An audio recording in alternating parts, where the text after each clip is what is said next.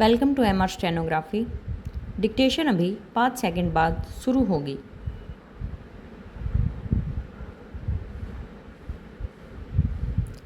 उपाध्यक्ष महोदय, संयुक्त राष्ट्र विश्व शांति की सुरक्षा के लिए जिम्मेदार है और सारी मानव जाति की उम्मीदें लगी है। संयुक्त राष्ट्र के रहने से ही यह आश्वासन मिलता है कि विश्व के सम्मुख निर्भीक रूप से सच्चाई और न्याय लाया जा सकता है। संयुक्त राष्ट्र की यह महासभा और इसकी एजेंसियां जो कुछ भी कार्य करती है उनमें उन्हें इन आशाओं को पूरा करना है और शांति को बढ़ावा देना है।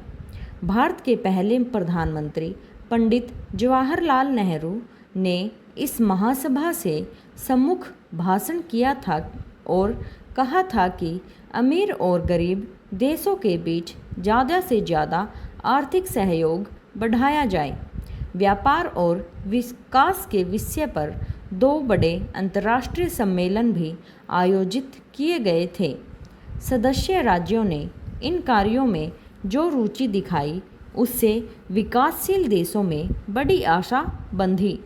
हमने बड़े देशों की शक्ति में भागीदार होने की चेष्टा नहीं की और न हमने यह चाहा कि वे हमारी आवश्यकताओं को पूरा करने की खातिर अपने लोगों की इच्छाओं का बलिदान करें।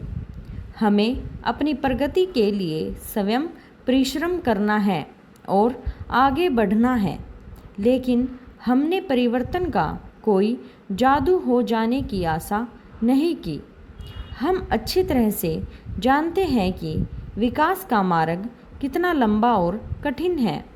हम इतना ज़रूर चाहते हैं कि लोगों की अमूर्त इच्छाओं को समझा जाए, जो कि बहुत अरसे तक विदेशी दास्ता में रहे हैं। खेद की बात है कि आर्थिक सहयोग की दिशा में कोई प्रगति नहीं हुई और न राजनीतिक क्षेत्र में अंतर्राष्ट्रीय सहयोग की दिशा में ही कोई उल्लेखनीय प्रगति हो सकी है। इस असफलता के बहुत से स्पष्ट कारण हैं। राजनीति पर आर्थिक और फौजी शक्ति का प्रभुत्व बना रहा।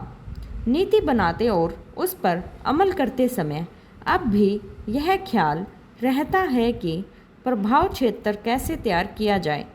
अन्य राष्ट्रों को अपने मंसूबों में ढालने की इच्छा ही प्रचार किया जाता है और इससे अविश्वास के बीज बोए जाते हैं।